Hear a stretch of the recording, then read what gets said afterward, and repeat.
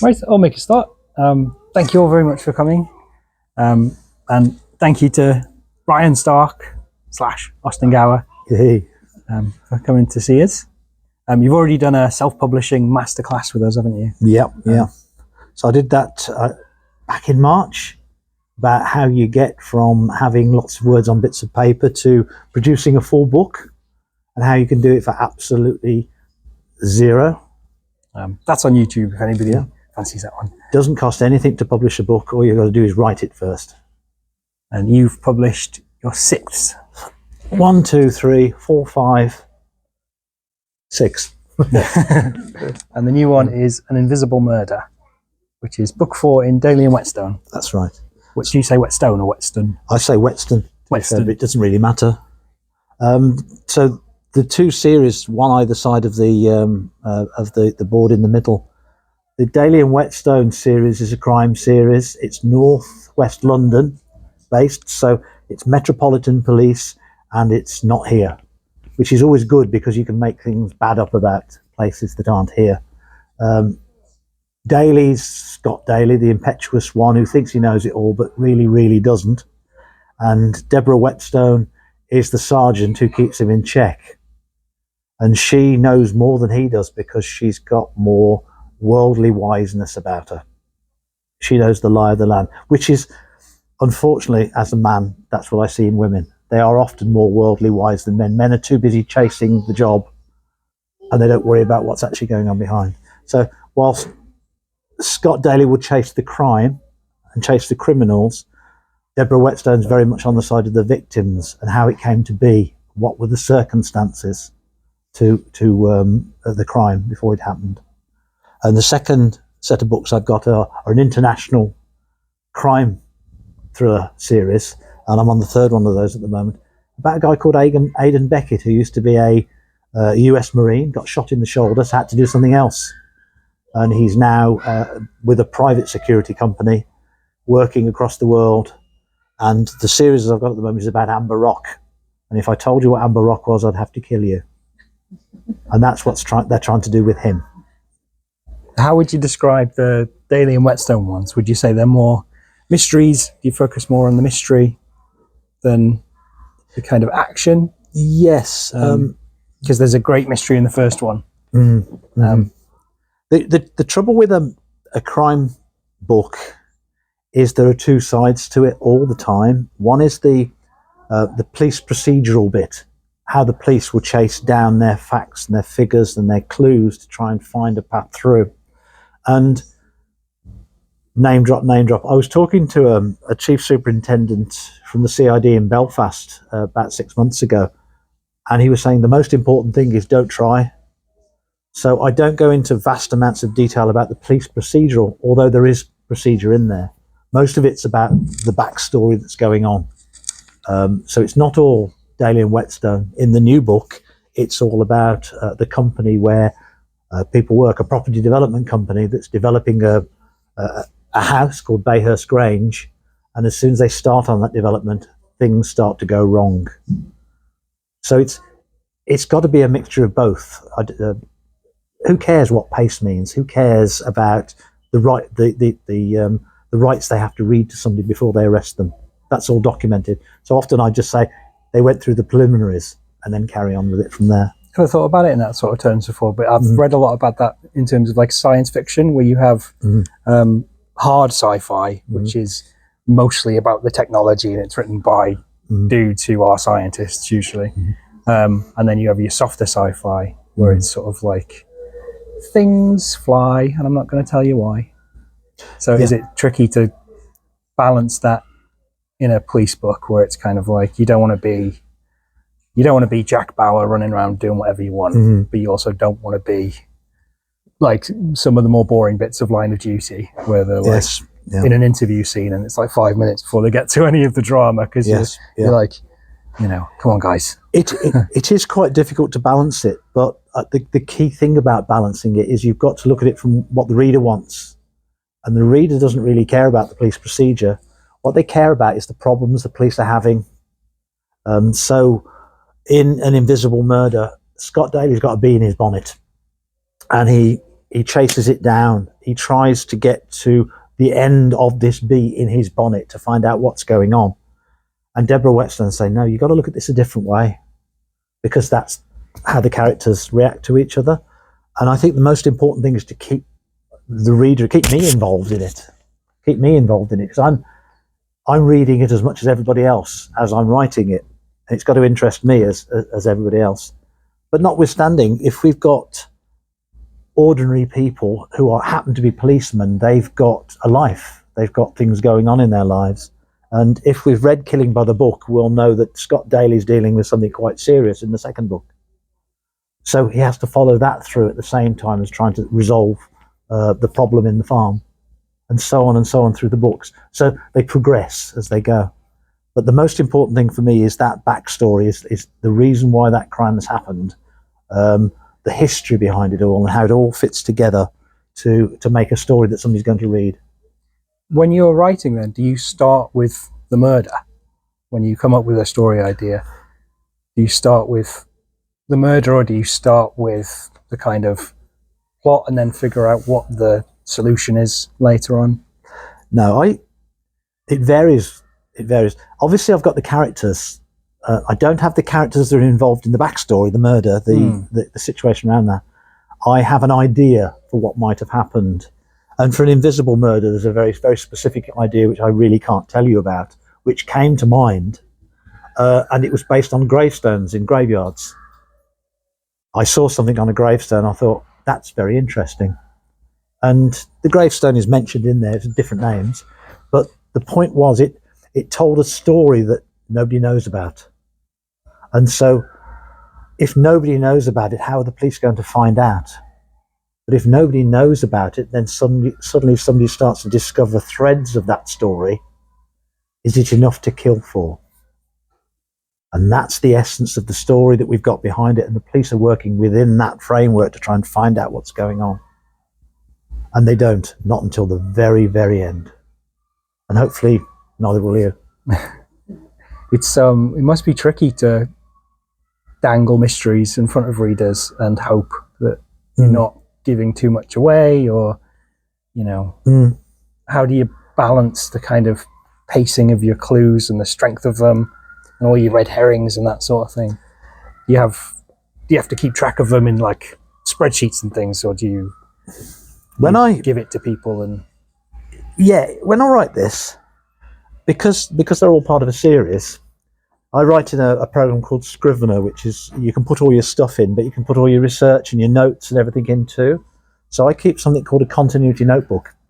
It tells me how tall people are, what their eye colour is, what they generally like wearing, what car they drive. But it also tells me where we've got to in the story. I build a progress bar up, so I know what the characters know at one particular stage and what they don't know yet, because it's important I don't say something that the reader doesn't know. So to build the story properly, I have to lead you down the garden path. My daughter and son-in-law were watching a program with me last night about true crime in America, where they were trying to solve cold cases. And to fill a whole hour, what they did was have so many red herrings that got nowhere, and then told you that the police were just no good at the end. Oh, right. Didn't give you a solution. So I don't want to do that. What I want to do is I want you to absolutely believe that certain characters did it. And then I want you to believe, well, if they did it, what's their connection with them? Because they did it too. So I need you to truly believe that these people did it. And sometimes they did. Sometimes they didn't. And it's that building in the nastiness or the spite or the background, the animus that's going on, that I quite like doing in a character. It's quite often, it's subtle. We've all worked in offices. I hope we've all worked in offices where you get those people, those passive-aggressive people who are able to say nothing but say lots. And so it's building that sort of thing in to create maybe to put it in a situation where you hope he dies in the next chapter. Yeah. I love it in mysteries as well, because it's like the only genre where you have a character who is one person and then you figure out that they've done it and they're faced with it, and then they turn into this horrible little monster, and you're like, right, chuck him off the nearest building. Yeah. Because they sort of they have a secret side that you don't see, and then the denouement happens. If that's how you say that. Denouement, and then they're just sort of like, right, mask off. They're a completely different person. Well, the interesting thing about one of those, it's not the Invisible Murder, but one of the other books, again, I won't tell you because it'll muck the story up, but is that you've got a nasty character straight away. You know who he is, and he's nasty, and you really don't want to know this guy, and you hope he gets his comeuppance. But you find out through the book that he's not actually nasty at all. He's just doing something. He's trying to achieve something, and he needs to keep people out of the way while he achieves it. And then towards the end of the book, we figure out that, no, he's not nasty at all. He's just done something which is a bit dodgy. And I think that's a good key. We're all different shades of grey, aren't we? None of us are truly black and white. So it's building that in and having your good characters being slightly bad and your bad characters being slightly good. That's quite interesting. Yeah, it's quite fun with the sort of character arc idea that with mysteries, quite often with your supporting fellas, they're not going on like a journey of character change. They're just you're revealing who they are over the course of the book. Yes, like your murderers, they are who they are at the start, and then by the end, everybody's found them out.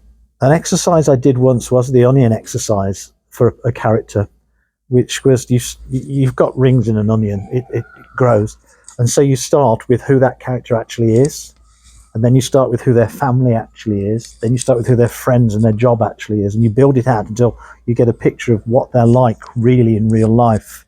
And so a lot of it is to do with taking that onion and then decomposing it back down to the central core and figuring out why. Well, he's like that because he was beaten by his dad. But you don't know that on the outside. You've got to work your way in to get there.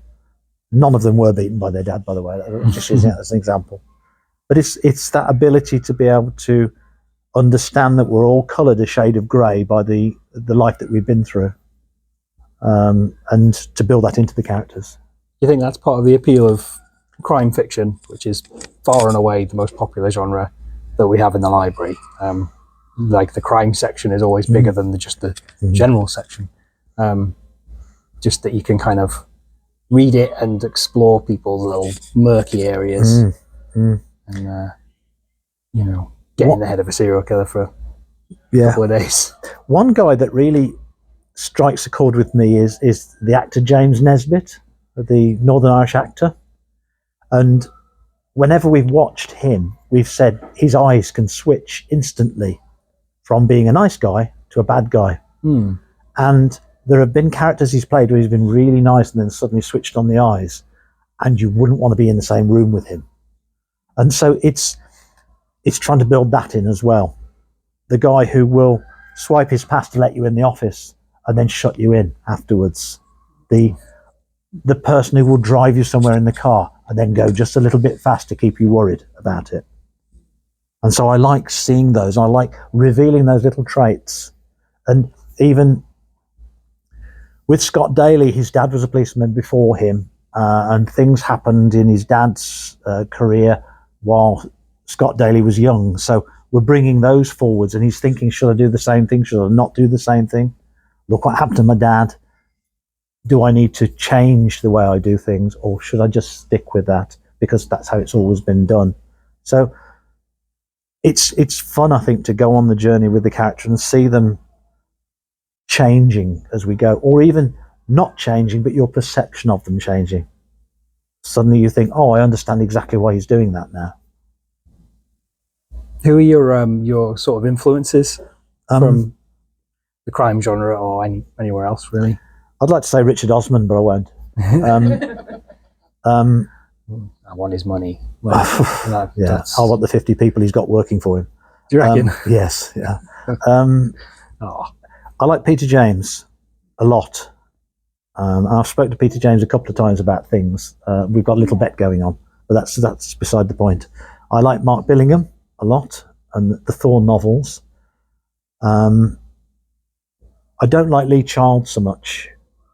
I based Aidan Beckett in the other books on Lee Child's Jack Reacher, and then changed it. So I took Jack Reacher as being just a stone-faced big killer, as he is, and I thought, this guy's got a conscience. This guy's only doing it because he has to do it, and so there's right and wrong as far as he's concerned. Does he follow what he thinks is right or what is right? And so I changed it a little bit. That's really about it. Then I read loads and loads of small authors' books, most of whom you won't know, because I didn't know them until I picked them up. But yeah, so the Grace novels are quite good. They're more procedural than me, because he used to be a policeman. I have never been a policeman in my life. And Mark Billigham's books are good because they're less procedural as they go through, and that's more about how Thorne sees the world and how the other characters see the world around them. Did you have to do a lot of research, or did you sort of just kind of wing it based on what you'd read in other novels and what was exciting or boring that you knew to leave out for the procedural side of stuff? I do a lot of research. Research is rabbit holes. You can disappear down a rabbit hole and you're chasing something for days if you're not careful. For the police procedural, yes, I've done work. I've talked to real policemen. I've read the Police and Criminal Evidence Act back to front over and over again until I got it right. But my job used to be reading Acts of Parliament, so I was used to doing that. I've got manuals on police training.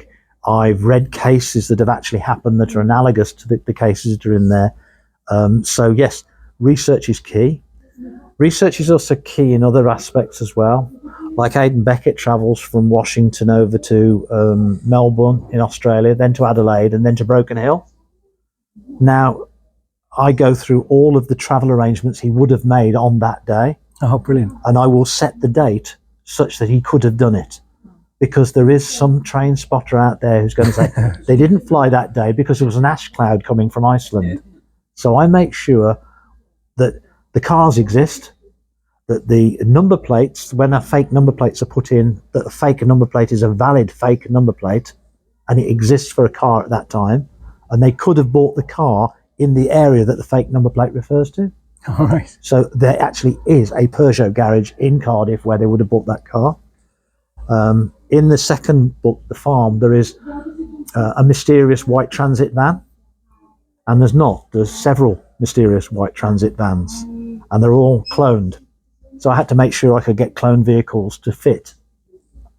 I've investigated guns, how guns work, how you fire them, the differences between a Smith & Wesson and a Glock, so that I know when I say he pulls it out of his pocket, puts the safety off and shoots. Can't say that with a Glock because they don't have a safety. You can say it with the Smith & Wesson because it has a safety catch on the side before you can shoot it. But the Glock has a double trigger. So if you drop it on the floor, it won't go off. But if you hold it and you press the first trigger, then press the second trigger, then it goes off. And that's one way of alienating a reader straight away, if he knows how a gun works. I heard that's how, so Lee Child is from Coventry. He doesn't know anything about guns, he says. But obviously Jack Reacher is full of them. Yeah. And he says he's got a gun sort of, what do you call them? Sort of an expert who will fact check all of his guns in his books, because he put out his first novel and the fellow was like, you can't fire that gun like that. Yeah. Like emailed him.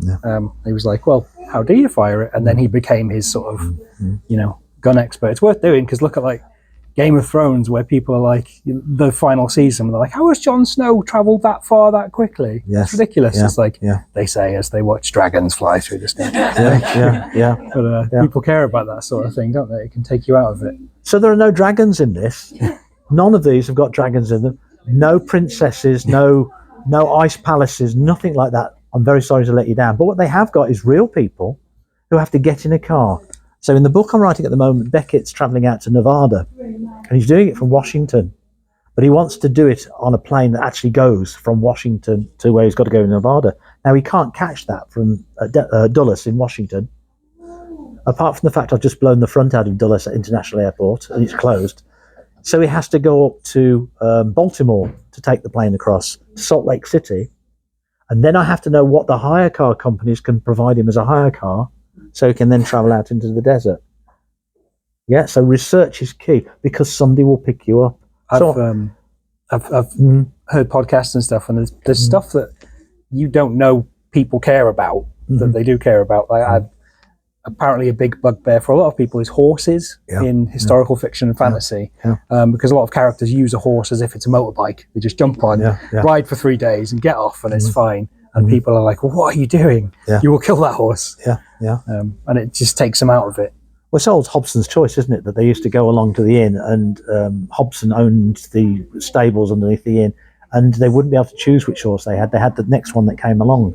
So they'd ride off the next morning. It would break down three miles down the road. And so again, if you're gonna get a car, you've got to have a car that's suitable for the environment he's going to use. And if it's not suitable for the environment he's going to use, why not write that it breaks down, and then sort him out that problem that he's got to deal with? I've got one at the moment, which is getting somebody off an aeroplane while it's in the air without a parachute. And it took me a week or so to work out how to do that. Didn't end well for the aeroplane. So do you like to kind of know everything that's going to happen in the story, or do you like to throw your characters into inescapable situations and then see if you can figure it out? Both, but it never works that way. You never know how the story is going to pan out in the middle. Stories are usually written in 3 acts. The first act is about establishing the situation as it is at the moment, about dealing with the status quo and when the problem crops up. The second act is all the shenanigans in the middle, and then the third act is regrouping and solving the problem. So we know that, and we know within that how the various chunks are going to work. So it's an outline, basically.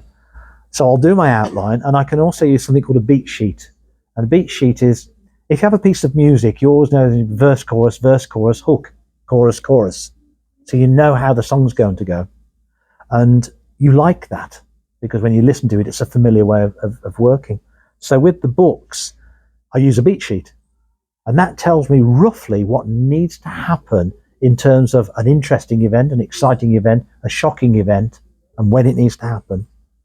And so I will build based on that. Now, my third Beckett book that I'm writing at the moment is 45,000 words in. And I've got Acts 1 and Acts 2 virtually complete. I'm just starting Act 3 now. I don't know fully what happens in Act 3 at this stage. I know what has to happen and where it's got to go to. But that's the excitement of it. Sometimes your characters surprise you. It's amazing how I'll wake up in the middle of the night and Deborah Whetstone has said something in my head, and I have to go and write it down because it's important. And it only came out because I wasn't thinking about it at the time, and my brain got involved. But no, I don't like to know the whole story. It's 100,000 words. How do you store 100,000 words in your head? So I'll let it work itself out. Does your sort of first draft change much through editing? Or do you kind of, Lee Child says, and I don't believe him, but he writes a first draft, sends it to his agent, and then it gets published. But does yours, are you just sort of proofreading and checking the spelling and the research, or do you change the sort of direction of the story and the characters and that kind of thing? So a book is, there are lots of different bits of advice on that. One is, be Lee Child and just send it to your publisher or whatever, but it doesn't work like that. It really doesn't work like that. And if you'd have seen my masterclass on how to publish, I'd have explained why it doesn't work like that. The book, The Farm, that's over there is 110,000 words. It got to 139,000 words before I started editing it. And my Invisible Murder was 140,000 words and is now 90,000 words. The reason being that when you're off on one, you can write in things that really don't matter. You guys don't want to go through the life history of a character that doesn't feature in the story. You guys don't want to hear about places that don't matter in the story. So I then have to go through and edit it back down, and I have to think of it like a reader. when I'm editing it. F. Scott Fitzgerald said he used to write when he was drunk and edit when he was sober, because when you're drunk you just write anything you like, and that's your 140,000 words. So I will just write. I'll start in the morning and do 30 minutes of garbage, and then suddenly the muse comes, the flow comes, like everything else we do, and you get into it and you start writing real good stuff, and then you throw away the first bit. So next morning I'll have a few rough notes at the very bottom before I finish the night before that tell me where I want it to go, and then I'll start on that. And usually it means reading the couple of pages before that in order to catch up where I've got to. That's the only editing I do. Sometimes it doesn't work and I move a couple of paragraphs around just to give it a better flow. But the book stays as it is until it's finished, then I go back and edit it. And usually that's 2 weeks later. So it's had a chance to percolate and fester, and then I'll go back and see how it works. This sounds like a really solid system. Is this a system you had from book one, or one that you've sort of developed over the course of writing 6 of them? Yeah, this is a do as I say, not as I do, isn't it, really, to be fair? No, it's not a solid system. The first book, which you've never seen and is not on that table there, is awful. Oh, really? And it's awful because I'm a business analyst. I've worked in IT for 43 years. I don't know how to write books. Well, I do. I knew how to write the ABC of business communications in 1992, which is that thick and is as dry as it comes. I just made it up as I went along. But then I got to know people. Then I read things and they suggest you do it differently. So I ignored it and it didn't work. Then I started to look at the information and say, well, how can I use this properly? And it suddenly worked. Everyone can write a book. Not everybody gets to write a book successfully. And the reason is because readers like things. They like certain things in books. You can't just write what you think. You have to write what readers want to read. It's not a story they've heard before, but it's in a style that they understand from what they've had before. So, yeah, I've learnt a lot as I've gone. I often say the only thing on any one of those books that I didn't do is the barcode on the back that Amazon put on for me. Everything else I've done. I've done all the pictures. I took the photographs. I've done the graphics. I've done the interiors. I've done all the processing, because that's the kind of guy I am. I don't like other people touching my stuff. But yeah, I've had to learn an awful lot as I've gone through to do that. I found there's so much like advice on how to write to begin with, and then self-publish, and or get agents and that sort of thing, that it's quite hard to wade through it all sometimes. So you end up reading 20 books about how to write a novel, and you just pick and choose little bits and bobs, and some of it sticks and some of it doesn't. Eventually it kind of snowballs until you kind of think you know what you're doing, and then you realize you don't, and you have to read some more books. I think the trouble with books is that people's opinions on how you do things, and I can't remember who said it, but it was somebody who said it took me 20 years to be an overnight success. And that is always the problem, that you've got this book which is 150 pages deep, unless you're in IT, and then they're 400 pages deep. But you've got 150 odd pages that says this is how you do it. What you haven't got is the other 1,000 pages that says this is how I got to this book. And some of these people have spent years being an overnight success, and they think that qualifies them then to give the knowledge of how it is now. Well, I just go to my hotel room and I spend 3 weeks and I write the book. Yeah, okay. What happens with your kids on the way? What happens with the shopping we have to do? What happens with the job? I just went into it, just did it, and worked out what the problems were afterwards. And the problems usually come in ways that you can see them. If you, for example, you're a reader, so you understand how books are formatted and how you read them or what you like in them, which means that when you write, you can understand why your writing isn't readable, if you see what I mean. So you can start to learn things that way. I've not learned anything about the structure of a book from people. I've just found myself with an article that struck a chord with me and used that as a way to go forwards.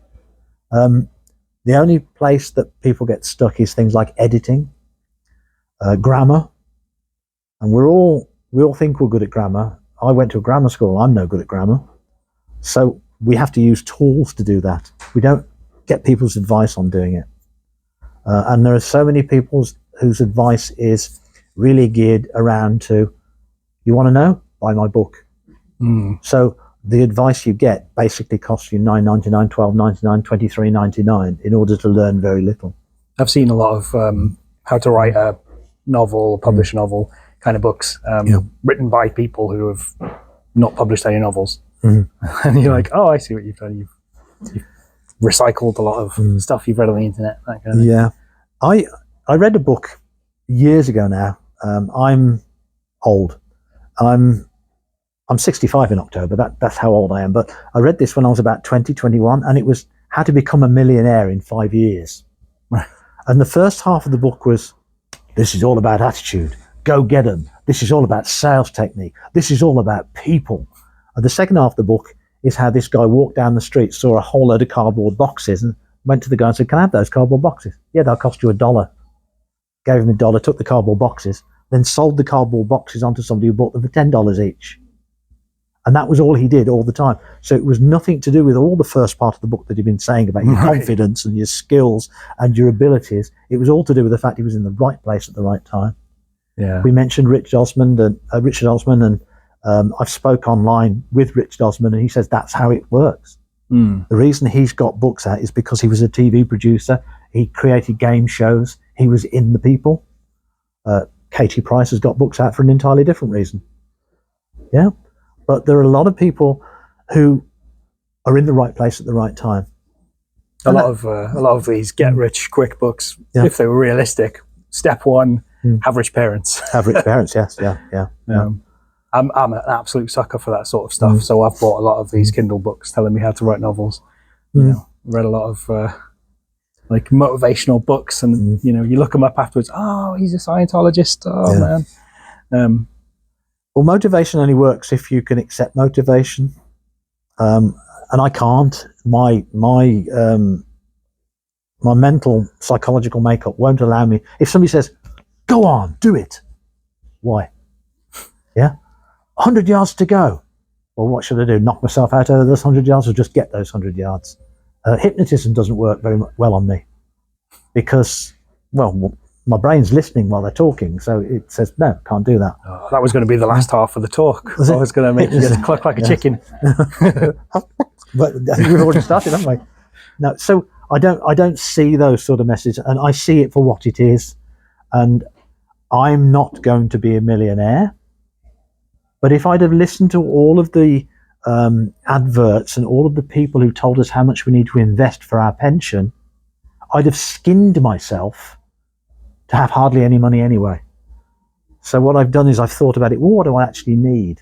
And that's how we think about that. So when we're writing, what do we think about? Do we want to be a Richard Osman or a Lee Child or one of the lucky guys, or do we just want to write? Sell a few books here and there, but just keep on writing them. I think that about football. Like, you know, when you're a little kid, you want to be Fernando Torres or whatever, getting paid 16 million quid a year.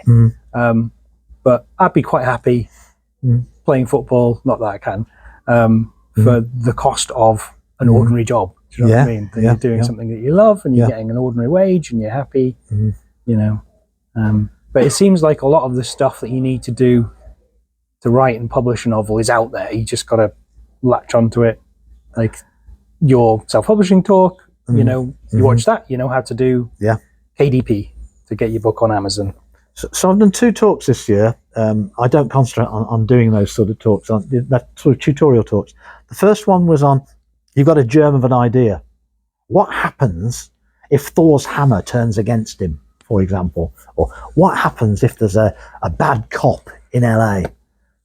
And then you want to create a book from it. What do you need to think about? How do you need to think about it? How would you then generate your manuscript? And that goes through all this thing about characterization, story arcs, and outlining tools to how you then get that final manuscript. And all you have to do is put the words into it.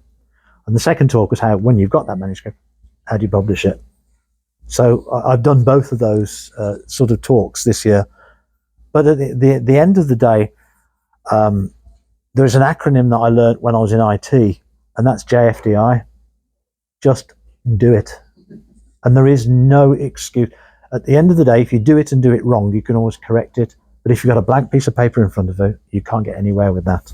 I've heard that when a big part of writing is editing. Yeah. And if you never finish a piece, you will never know how to do the other bit of the job, which is the editing. Yeah. You can't edit a blank page. You hear a lot of agents talk about how people will have fantastic first chapters that are brilliant because they've worked on them and rewritten them 20,000 times, and then they've just powered through to the end of the book. And that first chapter gets all of the attention because it's the one that took the longest to write. Always, that's how it works, that the first chapter gets a lot more attention than everything else. Now, you're supposed to start your book on a question. So you read the first sentence as a question after it. Then by the time you got to the end of the first paragraph, you've got another question going on. By the time you got to the end of the whole chapter, you've got the big questions going on. And then you'll know why you want to read that book. And so there's a lot of technique that they put into doing that first chapter, but never do that up front. Write roughly what has to be in there and get on with it, because otherwise you'll never finish it. The Invisible Murder was the COVID baby. That's the one where I was working from home with all the problems that has, where I was giving up work, organising my finances for not working anymore, thinking about retirement. So lots of other things were going on. And that took 4 years to write, all told. I'd finished Unnatural Selection, but I'd already started that one. And the problem with that is you lose focus if you're not careful. JFDI. And it's for everything, really. If the washing up mounts up in the kitchen, JFDI, get it done. Then you can sit down and watch what's on the TV. Everything, do it. And one of the things I learned following giving up my job was it's best when you think of something to do it straight away than it is to have it lying around and do it later. Even if you don't finish it, at least you've started it so you can finish it later. What was it that made you finally have a crack at writing a novel? Were you writing short stuff first, or were you just like, right, jump in? I used to do stuff at school, tiny bits of, everyone does stuff at school, don't they? Just bits of writing. I never thought anything about it. And Val and I were talking to a guy probably 10, 12 years ago now, and I dabbled in writing stories, dabbled in writing books, and I had a PC and old-fashioned programs on PCs on green screens and that sort of stuff, and did a bit of writing here and there, never got anywhere. And I found work very difficult. And the reason I found work very difficult is because my brain is a very creative brain, but I was doing a very non-creative job. And so on that, I can't remember what they call it in the middle of your brain, there was always an argument going on. So it left me frustrated and everything. And we happened to be talking to this psychologist guy who'd been through all these issues himself, written a book on it himself, never read the book. And he said the problem is that you are not letting your creative side have its reign, so you're getting very frustrated because you know there's something you should be doing and your brain is telling you you can't do it right now. And he said, why don't you write a book? So I resurrected a book called Losing Ground that I'd already started. It became Regaining Lost Ground, and it was so rubbish, it's still on a hard drive somewhere. But it gave me the momentum then to start doing it. I'd written stories for guides that had frightened the life out of a whole load of 11-year-old kids. So I thought, oh, yeah, why not? Either I do it or I don't. And I never envisaged getting anything published at all. Killing by the Book became just a book I wrote because I had the story. And then when I'd finished it, I thought, well, how do you go about getting it published? So then I started on that journey, which was a whole new rabbit hole. How did you get to self-publishing? Did you think about traditional first, or were you just like, let's do it myself? Yeah, I thought about traditional publishing because I thought that's how it was done. I'd never researched it. I've got a cousin whose husband he used to be a reporter down in Worcester, and he's got a couple of books published. So I thought, well, if he can do it, I can do it. All you do is go to a publisher, you give me a manuscript, say, please will you publish and send me a check. And of course, they just put it in the bin. I didn't know that at the time. I thought that was how you did it. So I was writing these query letters, and a lady called Tracy Tonkinson, who's the wife of a friend from school, she said to me, "You'll wallpaper your downstairs toilet with rejection letters, and you'll never get any traction on it, because they know who they want to get published. They don't get ordinary people published. There's some reason for it." And I've since found out that there are people I know, and the only reason they've got published is because they've got a daughter who works for the company, or a husband who's in publishing, or something like that that connects them. It's the only reason they've got a book out. So having given up on that and said, well, I don't really want to do that anymore, it's depressing, I thought, well, how can you do it? And self-publishing came up on the computer as I started searching. And there are three types of publishing. There's the self-publishing, which is do it all yourself, every single bit of it, even that. There's independent publishers who will say, you've written a book, if you pay us all this money, we'll publish it for you.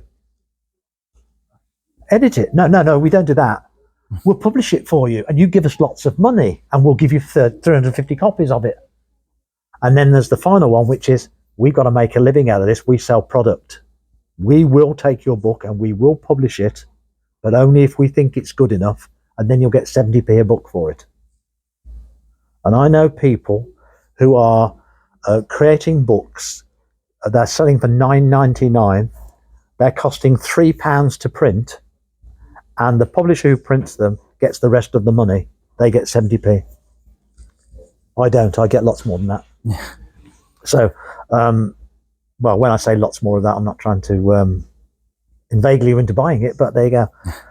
If I publish one of those books, I can cut out a lot of middlemen by doing it. And nowadays there are platforms that allow you to do it. We've mentioned KDP, Kindle Direct Publishing. That was set up so that they can get lots of people to write books to put onto Kindles. And now you can do paperbacks through it as well. And all you do is write the book, get it edited, get it proofread, get it beta read, then go back, edit it again, get it beta, and so on. So you've got the middle of the book, you get your cover done, and you simply upload them. And as long as you fill in all the right details around them, they'll publish your book. So whilst it might have taken a few years to create an Invisible Murder, given the software I've got and the way it's set up, it took 35 seconds to create the entire interior of the book. It took me 2 weeks maybe to make the cover, and then it took me 25 minutes to upload it onto the internet. Within a day, it was live. It's incredible what you can do now, isn't it? And I know there used to be a stigma associated with self-publishing, but that seems to have gone away. Thanks to, I don't think it should have been there to begin with, to be honest, because self-publishing was hardly a thing when, you know, in the 70s when like Stephen King and Clive Barker and people like that were taking off. So that wasn't an option for authors then. But I've noticed on social media, especially on like Book Talk, doesn't matter who published it. Like, is it good? Usually they ask, is it spicy? And if it's good, then nobody cares. Like, word of mouth tends to do it, and that's how you end up with so many books now that began life self-published, like even in sci-fi, like The Martian was self-published, that then get picked up by publishers because that readers don't really care. So publisher, Penguin, HarperCollins, all the others, most of the publishers on these shelves are there for one reason only. As I said, they want to make money.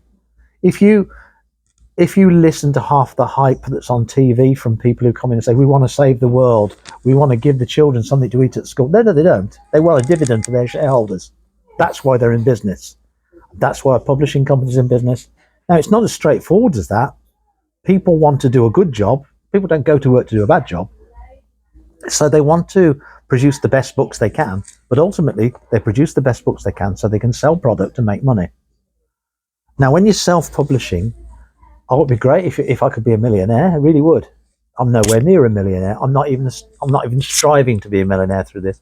What I'm striving for is for more people to read my books, and that's all it is. So I put all the effort into creating a product that is worth having. Not the Richard Osman books. We keep going on about Richard Osman. They're worth having because People like reading them. They're good books. I don't write like that. I write differently, but I still want people to read my books. So I have to think about the product itself, the quality of the images, the quality of the text. Yeah, so I put a lot more effort into it. The independent publishers won't even look at it often, and I've seen them, and they're big, even big publishers from America. Well, I've picked a book up from a very famous author. They've never even read the interior. They've just taken what she's given them and sent it out. And the number of mistakes from huge six-figure authors is incredible, and I can't have that. There will be mistakes in my book. There's mistakes in every book. There's 100,000 damn words in there. You're not going to check every one and not see the problem. But I like to give something. I like to produce something that satisfies me, and I like to think my standards were at least as high, if not higher, as the people that are going to read the books. I think it would be brilliant if publishers would start publishing first drafts.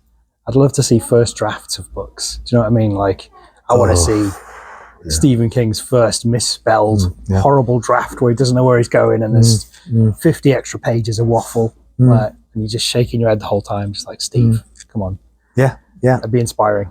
First drafts are hideously awful, and they'll have words in them that you would never dream of using in a final draft, because you're just basically trying to get the thought out of your head.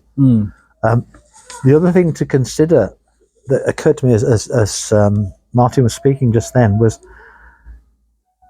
have you heard of the Dark Materials books? Love them, The Philip Pullman books, Northern Lights, thin. There's the Subtle Knife is the second one, I think, if I remember right. Yeah. Thicker. Amber Spyglass, we can just produce anything now. Well thick. It's class, so though. The size of the book matters, and people will buy the book because it's the third in the series, even though it's probably worse than the first one. And you can see that a lot in a lot of serialized books. Is they're very slim to start with, where they're trying to hook the reader, and then they get fatter and fatter where they want to make money out of the author. Now, I don't do that. I'd like to read a book because it's interesting, not because it's from somebody famous. And most of the books I've got on my bookshelf, there's a few from the famous authors, but a lot of them are not famous anymore. I've got a lot of books by a guy called Dawnford Yates. He was around in the 1920s, and his books are very thin, but they're really good books. But nobody reads them anymore. I've noticed fantasy books, epic fantasy books. They're massive, and it seems like the appeal of them is, it's like they're massive because fans of epic fantasy won't want to buy a book if it's like, if it's that length, they're going to be like, how epic is that epic fantasy really? Yeah, but so they release one. Yeah, but the publishers of epic books are selling product, aren't they? How can you sell a book for $23.99? Make it thicker and up its cachet a little bit. Yeah, Brandon Sanderson makes them so thick you've got to sell them in 2 volumes so you get twice as much. There's another interesting thing about books. Gets up, ruins a camera shot. That size book fits in your pocket. That size book you can get out on the train and read. Yeah, big thick books you can't do anything with. I mean, handbags have got smaller these days. They were very big in the 80s and 90s. But they got a lot smaller. So you're stuck with a book you can't actually take on the train with you. So I've had to think about what size book I need as well. I'm not a fan of big books. I can't hold the information from the start to the finish. I end up having to keep going back and say, well, who was that character? Yeah, which realm did he come from? What's his magic thingy bob that he does? So I don't read those sort of things. Kindle have tried with novellas recently, haven't they? With Kindle Vella. Have you had any thoughts about having a go at that? Or you happy with the format you're in? And I'm happy with that format because that's a bit of meat and 2 veg. There's enough in there to satisfy me, and I can introduce a change somewhere near there that will give me an extra story there and give a bit of variety for the reader. Her Indoors, the management, wants me to write a book of short stories. Reason, with Martin, we're in the Redditch Writers Group, Redditch Library, first Tuesday of every month. Good plug. Thank you. Space is available, tea and coffee. And we write a story based on a submission. So somebody will come up with a bright idea or a daft idea, and we will then do 2,000 words on it. And some of the stories that come out are really good. And we've just Martin's just released a book through the library of 20 or so of our short stories.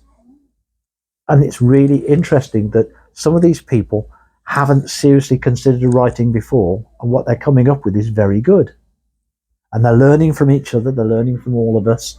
And these stories are the basis for, 2,000 words, basis for a 7,000 word short story, which is the basis for a 40,000 word novella, which is the basis for a 100,000 word novel.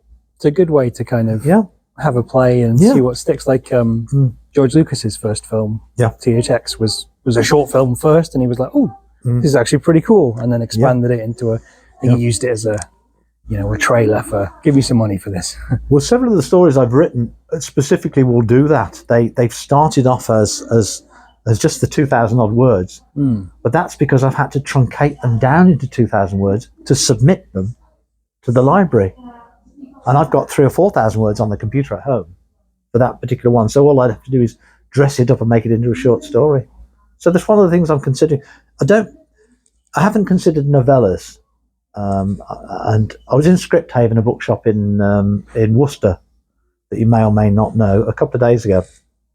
And it was very noticeable that a lot of the students at the various different education establishments had published books, and they were all really thin.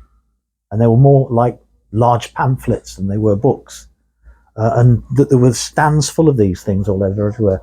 So there are lots of different formats for how you can publish stuff. Sometimes it's JFDI, just do it. And it's very interesting when you start doing it as well.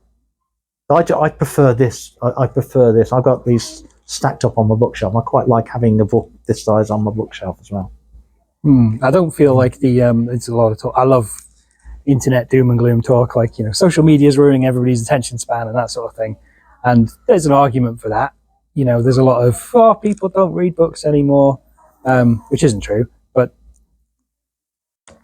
there's an argument that could be made of like, if you make shorter books, they can cater to the TikTok generation, people who just scroll social media.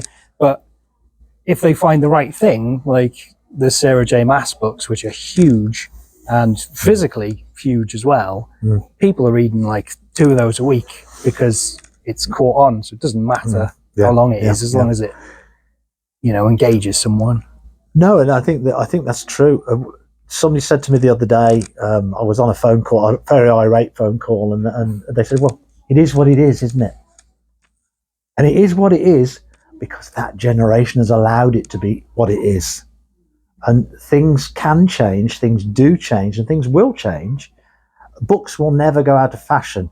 That might go out of fashion with pages and things made out of dead trees. That might go out of fashion. But everybody likes a story. And now more than ever, the world is in such a situation, people want to be taken out of themselves. And there is a place for the epic ornamental books. People want to have them on their shelf because they look good, as well as having a good story. And many people might buy them and not even read them. It's not dying, it's changing in its form. I think it's brilliant because it's like through Amazon you can now publish your book like pretty simply, and social media for the most part is just sort of the democratization of marketing. Essentially, you can market whatever you want for free. If you're funny and creative about it, it'll work. You don't have to pay any money. It's quite, all the tools that we've got are ridiculous. Francis Ford Coppola used to say, like, when he was making Apocalypse Now, like, video cameras are coming in, and he's like, one day some little girl's going to pick up a video camera and she's going to be like the Beethoven of cinema, just because she has access to it now, and she's has that opportunity that kids in the 60s didn't have. I think that's true, but what I don't like about it is the fact that not only can any of us pick up our camera and we can film ourselves walking down the street saying something we think is important, but people will then latch onto that and think it's important. And so more people are watching those type of videos than is strictly healthy at times. Doom scrolling all the time. trying to find something that's worth looking at. I do that. Down the street when they bump into me in the shopping centre this morning. Really? What I did for the farm was I thought, let's try something new to try and encourage people to see this book, because I know the book is good. I've got comments. And then, Oh, that'll be the ghost. that's not one of mine. Don't buy that. What happened with the farm was, Killing by the book, I was still learning how to market this stuff. And they say it's better to have excellent marketing and an average book than it is to have average marketing and an excellent book. So you can always sell pap if you've got good marketing. And so I thought, let's do something different. And with the rise of TikTok, I actually did a video, and it was good, and it had bangs and it had crashes and it had excitement and had music behind it and everything. And on the day it went onto TikTok, the sales went bump like that. Oh, yeah. So it had been middling around about the 5 or 10 books a day. And then all of a sudden, 100 books, down to 5 again.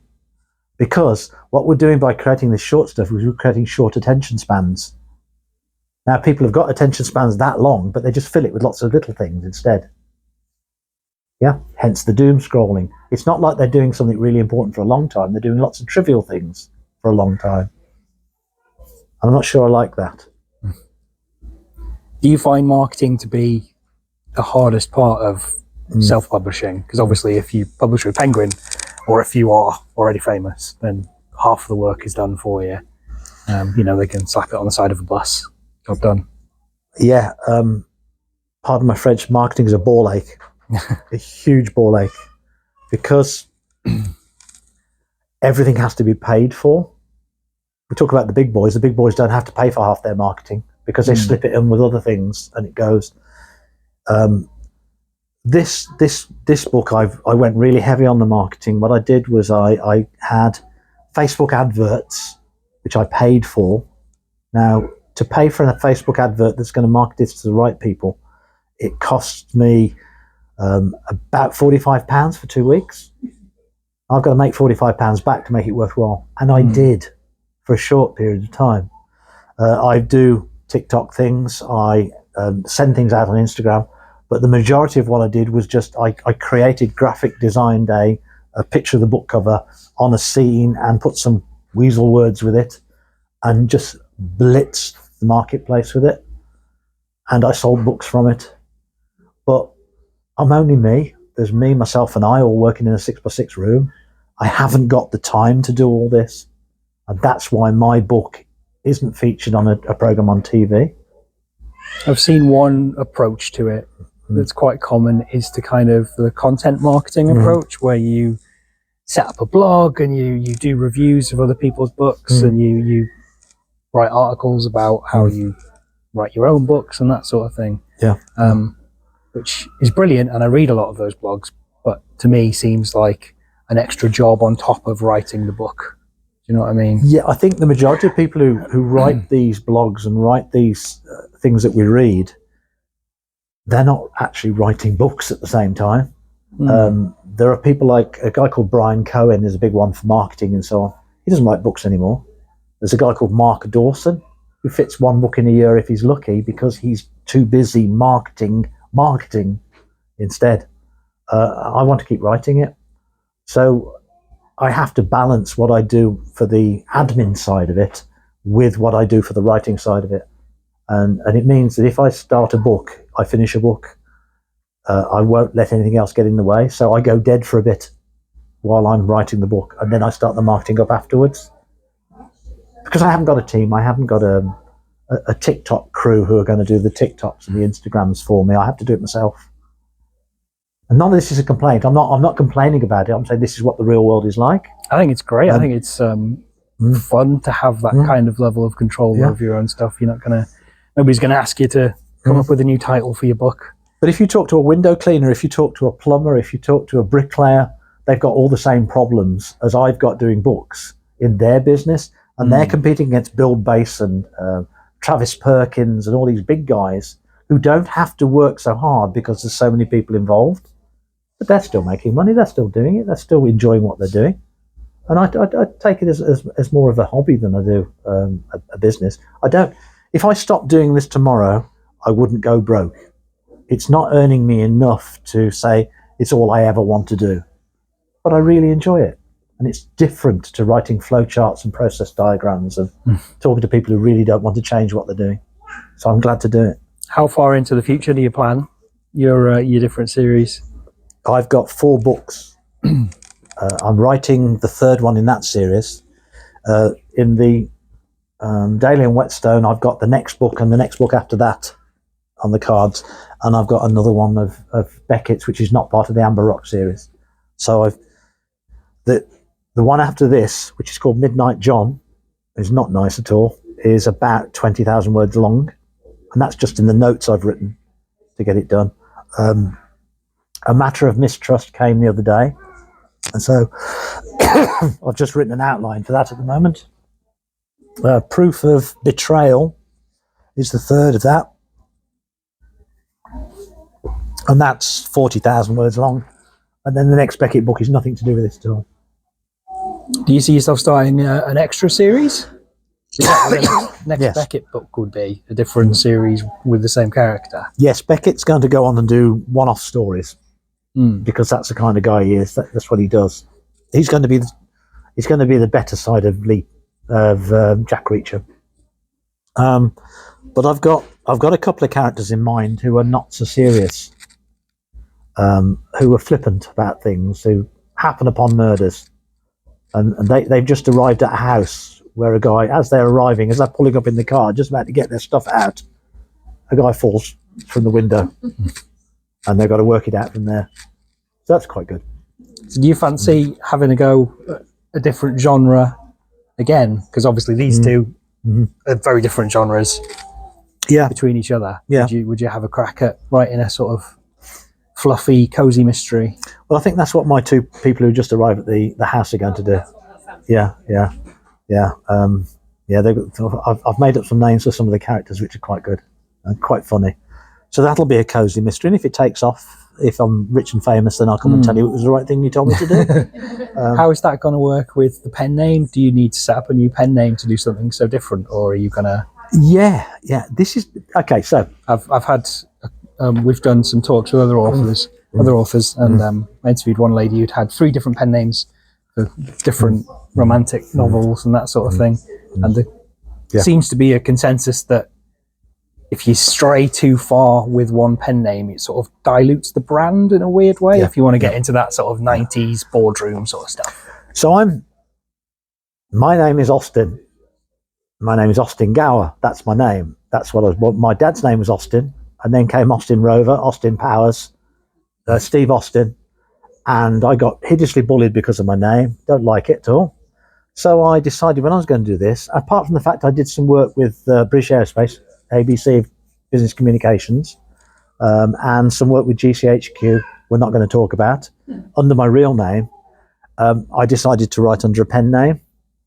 So Ryan Stark was made up. I went and did some research to see what sort of names, Lead Child, all nice short names. And It's a very good action thriller name, isn't it? So I chose that. And yes, these guys who arrive and the guy falls from the window, that's about all the Right Honourable Toby Spears falls from the window. That's as far as it's got. And yes, that will be under a woman's name. Oh, okay. Yeah. That's going to be fun doing interviews. Yeah. Now that, yes, I'm not going to wear the twin set again. I tell you, I won't do that. The high heels havoc on your ankles, so I won't be doing that. But no, it was very interesting because I was one of 3 boys. I was the middle one of 3 boys. So not only was I the middle son syndrome, but they were all boys. And I went to a boys' grammar school. And then when I was about 15 or 16, they opened the gate to the secondary modern school, and all these alien creatures came in, and it was hideous. So then I got married. I got married to one of these alien creatures, funny enough. Yeah. And I had 2 girl daughters.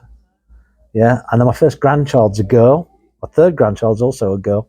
And so I suddenly know a lot about women. And I thought, why not? Why not? It's all good fun, isn't it? Yeah. I had this issue with trying to write a a book which is sort of a paranormal romance kind of book.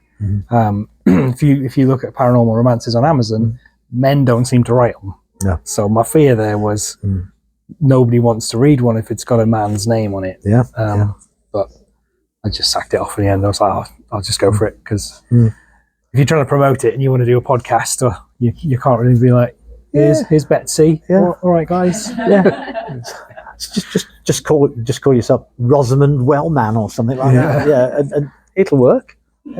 Just make a name up that sounds about right. Go through. What I did with Ryan Stark was I went through and I wrote down loads of names, and I divided them by the number of syllables in each word to try and get a rhythm that went. And then I looked at the structure of the names that were in the crime fiction area, and I came up with Ryan Stock because that sounded good, didn't it? And then I went and had a look who Ryan Stock actually was, and there was a baseball player called Ryan Stock, and there was a guy that's in Jackass movies in America called Ryan Stock. Yeah. So he's continually doing silly things and hurting himself, and I didn't want to be associated with that. So then I changed it to Stark, and then Game of Thrones came on the TV, and I thought, have I done the right thing here? And yes, I had. Yes, because Stark is part of that whole Game of Thrones thing. So it's not just, you don't just pick a name out of thin air. You can, but it's about trying to make it work for you, isn't it? Half of the authors in this library are pen names as well. There's like Nora Roberts has got 25 books under her own name, and 50 under J.D. Robb, and then she's another one as well. I find it fascinating. It's savvy. But there's also the other problem is, I was at an event the other day, and we were doing readings around a table. So there were people around the table. When it came to our turn, they call you up, you do your reading. And I had my book ready, and I'd got the chapter ready, and I was there. And okay, and now it's Ryan's turn. And I sat there like this, because of course that's not my name. So we've got Ryan Stark, and then all of a sudden the penny dropped. And I had to get up and pretend I was somebody else for a bit. So it's quite good fun sometimes. Right, I think that's the end of my questions. The library closes in 20 minutes, I've just realised. Does anybody else have any questions at all? Have you ever dried up? You got stuck with a direction that you were going to? Yes. And then just got to a T-junction and get yourself out for it? Yes, frequently. Sometimes for a long time. The best thing I found around that is not to hit it like a bull at a gate. It won't happen. Sometimes the best thing to do is to pretend it's happened, move on to a different part of the book, and continue writing as if something has happened that you don't really know what it is yet.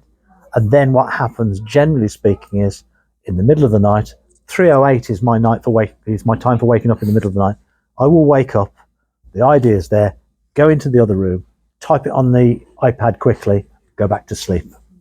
And the ideas come when you least expect them to. Always have a notepad or an iPad or something ready by the side of your bed. You will not remember it in the morning. And I found that to be true all the time. Fantastic ideas, you won't remember them in the morning. So quite often, her indoors knocks on the door. You all right? Yeah, I'm all right. 4 o'clock in the morning. Yeah.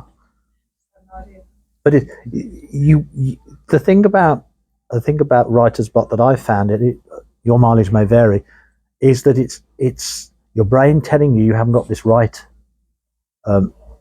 Go back a little bit, think about it differently, and it will come through a different way. I'm trying to go through the wrong door, going through the outdoor to come in, and it's just not working. So usually it's about letting your brain work on it. And it's done that this week. The whole plane crash thing is something that wasn't in the book originally and is in there now. And it works really well. But it's about letting your brain do its work. And that can take 3 weeks. So you have 2 projects on the go. Or you start doing your graphics, or you start doing your marketing while you're thinking about it. I find writer's block can be quite sneaky sometimes, because it's like, I can be distracted and doing a million other things and then realize, it's because I'm making excuses because I don't want to actually sit down and write anything, because, that's why I'm coming up with an idea for a completely different thing, which is nonsense when you look at it. It's because I'm making excuses. So apathy is a whole new ball game. Apathy is a whole new ball game. I have 2 big computers in my office. I'm an IT guy. Got loads of computers. So I've got a really big 27-inch old-fashioned Apple screen, and I've got my MacBook connected to it, and it does the internet, it does the Facebook, it does all sorts of stuff, and you can go on Amazon and look for things you want to buy, and all the time you're doing that, you're not writing. So what I've had to do with that is put a second user log on that cripples the computer to stop it doing all this stuff. But I've also got a free write traveler, which is a little device, hideously expensive if we buy them new. I didn't buy it new. And all it is a screen and a keyboard and a few little fancy things to get the words out into your main computer afterwards. But you can't do anything other than sit there and write at it. And I've got an old computer that I had in the 1990s where I started doing my writing. And it's called a Scion 7. And it doesn't matter what it is, but it's a tiny little laptop computer. And all you can do on it, because it's so old-fashioned, is type on it, put words on it, take the card out and put it into your computer afterwards. The secret to all this is that you will procrastinate if there's things available for you to procrastinate on. And you will be apathetic about your work because there's always something more important on in the afternoon on TV. So you have to direct yourself and you have to be serious. I shut my door, I put music on. I've got specific playlists that if I put them on, I will be working because my brain has got used to the fact I'll be working when those are on. So I listen to those same tracks over and over again. And sometimes there was one occasion where I had a Mike Oldfield track on and it played for nearly 4 hours before I realized it was on repeat. And it was one track going for 4 hours. Did you write The Exorcist? No, it wasn't that track.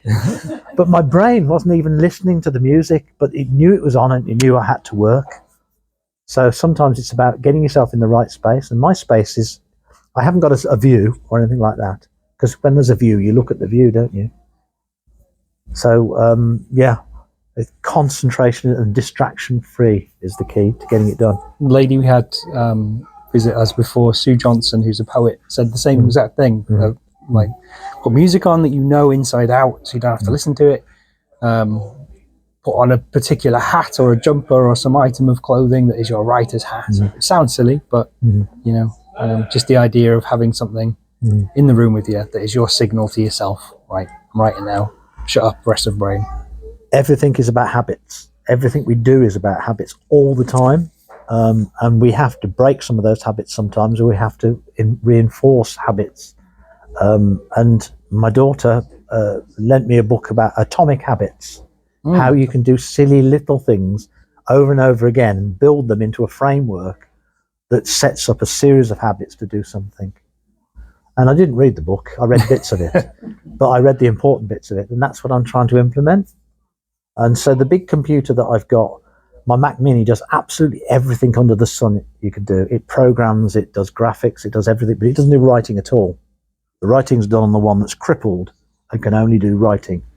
So when I'm facing that way, I'm writing. When I'm facing that way, it's my free time. I can do anything I like. And it's important I have that swivel chair that will do that. Yeah? Brilliant. Well, thank you very much. Thank you very much for that, and thank you everyone for coming. I really appreciate it. Do you want me to do a reading? Can I give you 5 minutes, 6 minutes? Yeah. Yeah. I don't know what I'm going to read yet. Hang on. Don't go more than 5 minutes because you want to have time to sell books. Okay, yeah. So let's go to page 11, shall we?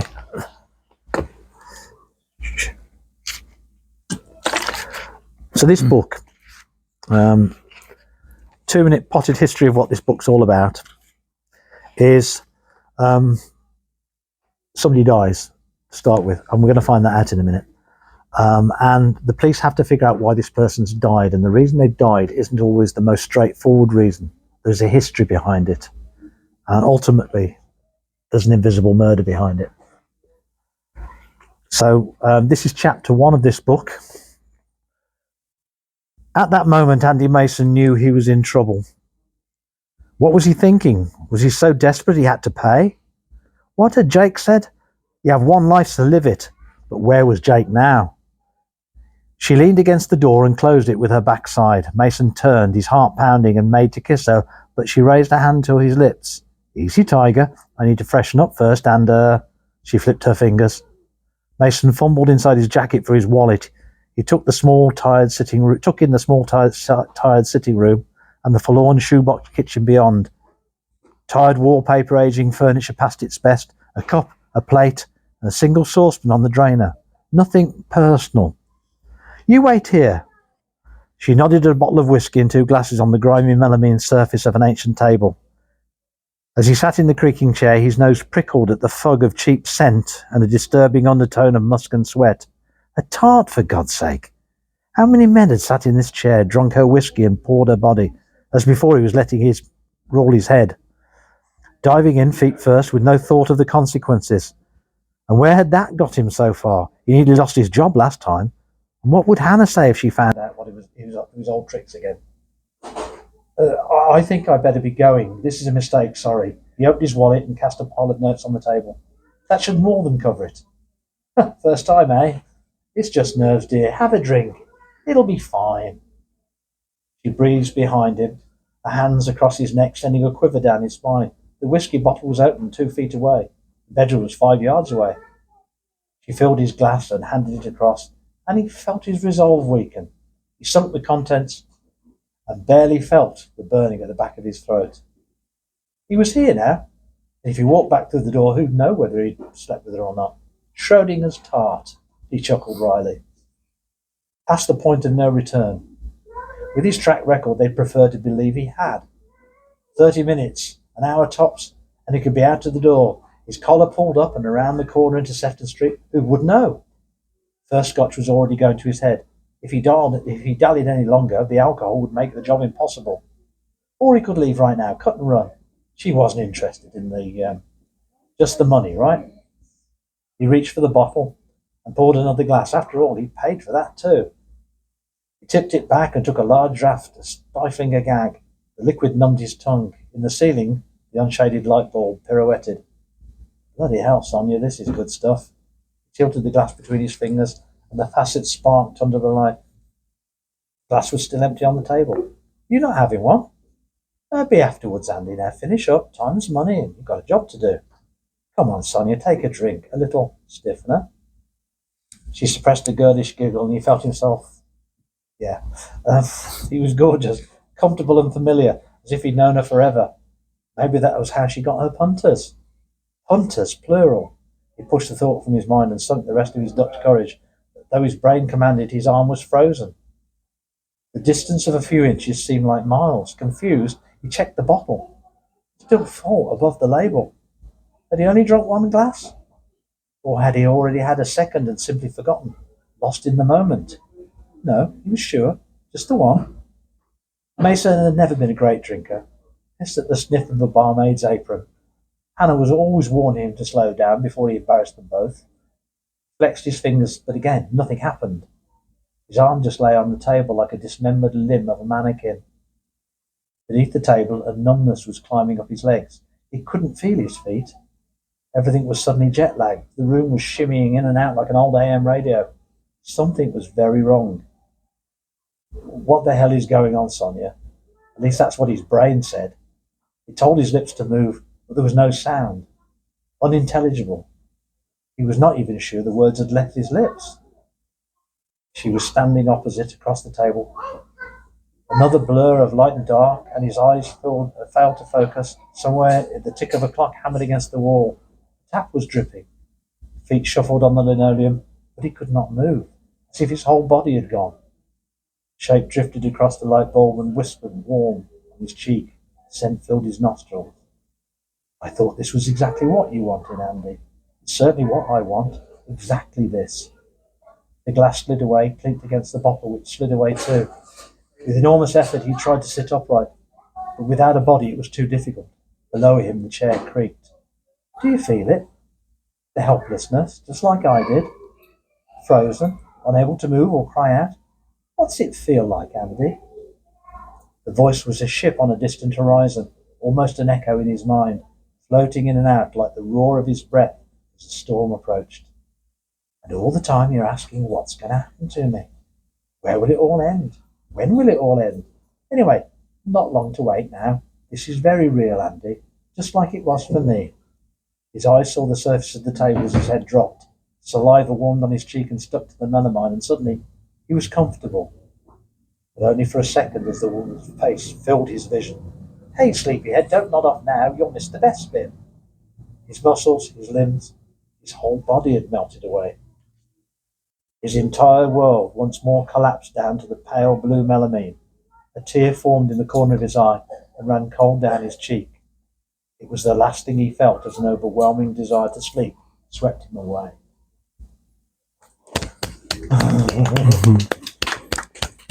Thank you very much. Great. Books are for sale. Books are for sale if you want to buy them. If anybody's interested, we've got more author talks at Redditch Library. We'll hope to do more here at some point as well. I think September the 24th or the 28th, whichever one is a Saturday, we've got a fantasy author, S.M. Hinton, who's written a fantasy novel, her first. And in November, we've got you back in